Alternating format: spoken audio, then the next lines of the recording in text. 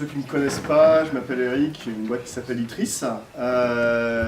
L'idée de Meet My VC, et effectivement c'est moi qui l'ai appelé comme ça, donc on verra si ça reste appelé comme ça. L'idée c'est de dire qu'il y a des start-upers qui ont déjà levé de l'argent auprès de VCs régionaux ou non régionaux. Et le but du jeu c'est de faire en sorte que les start-upers ou les entrepreneurs qui ont déjà levé de l'argent auprès de VCs non régionaux, parce que les régionaux on va considérer qu'ils connaissent déjà l'écosystème, ils profitent d'une réunion de board ou que sais-je pour amener un de ces personnages étranges mais en même temps fantasmés par l'ensemble des start-upers à la rencontre de l'écosystème grenoblois. Alors ça s'inscrit dans la dynamique French Tech, Digital Grenoble dont vous avez déjà entendu parler.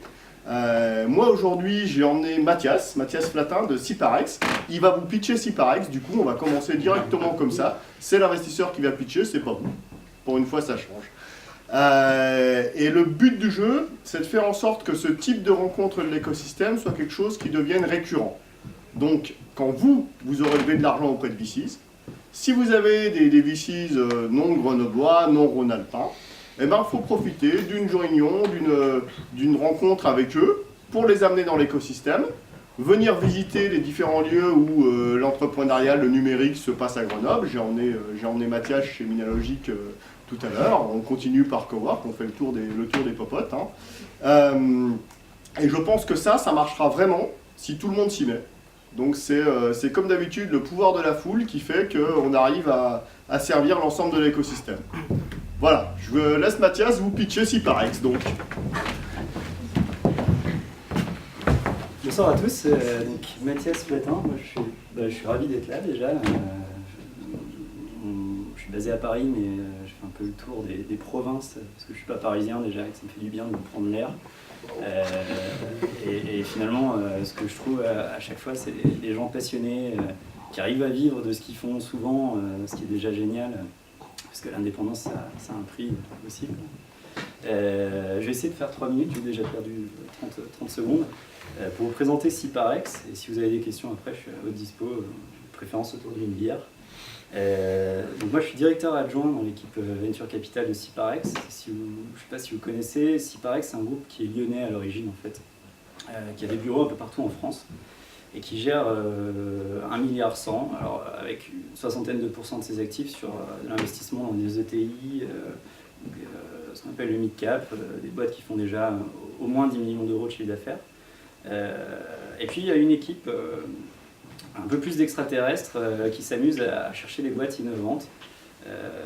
Donc on est 5, on est tous basés à Paris de fait, puisque c'est important de pouvoir se parler, d'être d'accord sur la stratégie d'investissement, de partager les sujets qu'on peut voir, de voir comment évoluent les choses. C'est important d'être à l'écoute de comment les choses bougent en fait. Et donc on a vocation à investir dans des entreprises qui sont plutôt dans ce qu'on appelle du post-amorçage, du décollage commercial, c'est-à-dire des sociétés qui n'en sont plus au stade de croquis sur leurs produits, qui ont un produit, quelque chose. Si c'est du logiciel, ça peut être de la version alpha, bêta, on s'est remonté dans de l'assez jeune en fait. Mais pourquoi il faut qu'il y ait quelque chose? Déjà parce qu'on a besoin de voir si les gens sont capables de le faire, mais aussi parce qu'on a besoin de pouvoir appeler des partenaires, des premiers clients, des gens qui vont pouvoir nous donner un peu leur avis sur le truc, en plus de notre réseau personnel. En général, quand on rencontre des sociétés, on match assez vite avec des expériences personnelles, des choses qu'on a vues, des gens qu'on a croisés.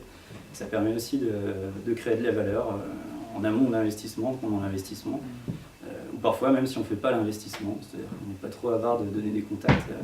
Il y a des boîtes qui marchent très bien sans nous, les dirigeants sont super contents de venir nous faire remarquer en général quelques mois après, quand ils ont levé bien plus ou quand ils ont flippé aux US. Mais voilà, je pense on a une vraie envie de faire les choses simplement et surtout de mélanger les gens, de les faire se rencontrer, parce que ça coûte rien, et c'est ce qui fait que derrière on nous propose des deals intéressants, des choses intéressantes. Donc, globalement, pour vous décrire ce qu'on fait sur l'innovation, on est très centré évidemment sur les TIC, beaucoup de logiciels, de techno du cloud, parfois un peu plus d'infrastructures ou moins de plateformes, du middleware.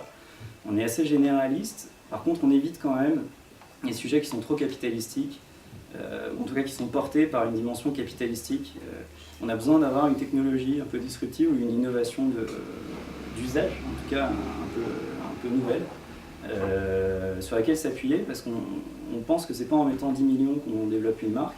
En tout cas, nous, on ne sait pas faire ça. Notre expertise, c'est plutôt d'avoir une petite techno, quelque chose, quelqu'un qui s'est posé une question intéressante pour se placer au milieu d'un modèle, d'un système économique, d'un schéma de marché, et pour construire quelque chose à partir de ça, avec une techno qui va, finalement, quand vous êtes une start-up, vous êtes toujours sous-capitalisé. Il n'y a jamais assez de fonds pour développer, pour faire ce qu'on veut. Et si vous n'avez pas cet actif technologique, vous êtes fragile. C'est-à-dire que le premier grand groupe que vous allez trop titiller je l'ai vécu, faire une grande campagne de lobbying, vendre à pair, enfin, ces gens-là sont prêts à tout. Là, l'intérêt, c'est de venir titiller suffisamment le grand Dassault Systèmes, le grand Xerox, pour finalement, qu'au bout d'un moment, il n'ait pas d'autre choix que de vous racheter, ou que en tout cas, en attendant qu'ils vous rachètent, que votre marché se développe, que vous puissiez vendre, et puis que la boîte puisse être autonome.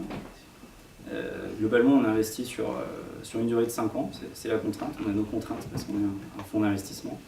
On essaie de faire des schémas simples, mais la contrainte de faire rentrer un investisseur, elle est double, c'est d'abord d'être transparent vis-à-vis de lui, donc il y a une question de fit humain qui est importante, et puis de penser à lui dans 5 ans, alors vous le reverrez au moins 5 fois 12, 60 fois d'ici là, mais en tout cas, lui permettre de faire une sortie par le haut.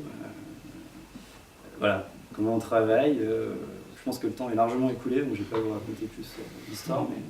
Donne des exemples d'investissement, il faut que tu dises la ruche qui dit oui. D'accord. Par exemple, au hasard, on a investi dans La Ruche qui dit oui. Ah oui.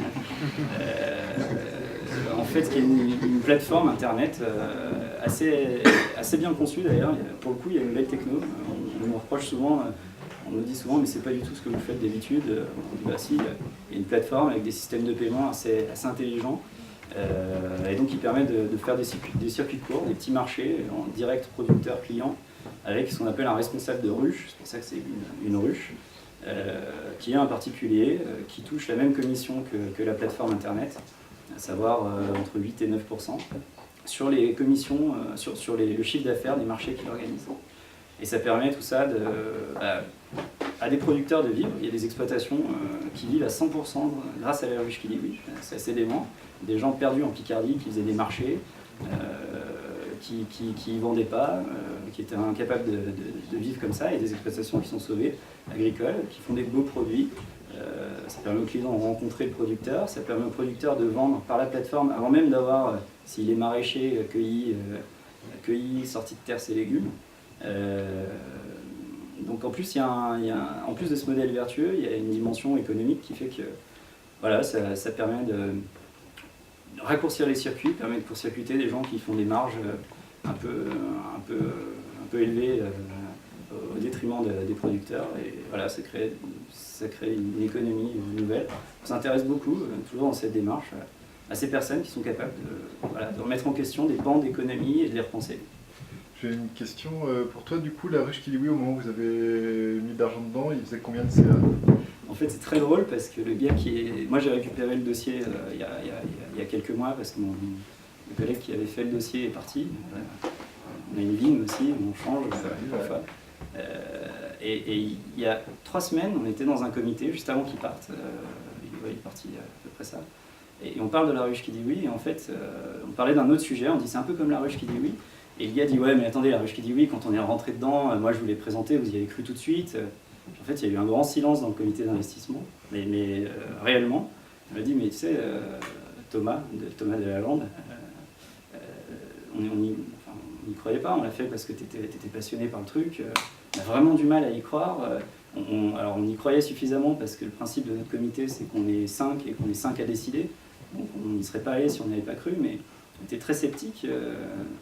Donc tout ça pour dire que c'était quand même assez jeune comme projet. Ouais, c'était assez jeune. Ça faisait pas beaucoup de chiffre d'affaires. Donc potentiellement vous pouvez vous laisser intéresser s'il y a vraiment la ruche qui dit oui, je comprends tout à fait que vous y soyez allé, typiquement ça, effectivement c'est un changement. C'est vertueux, il y a des dirigeants brillants.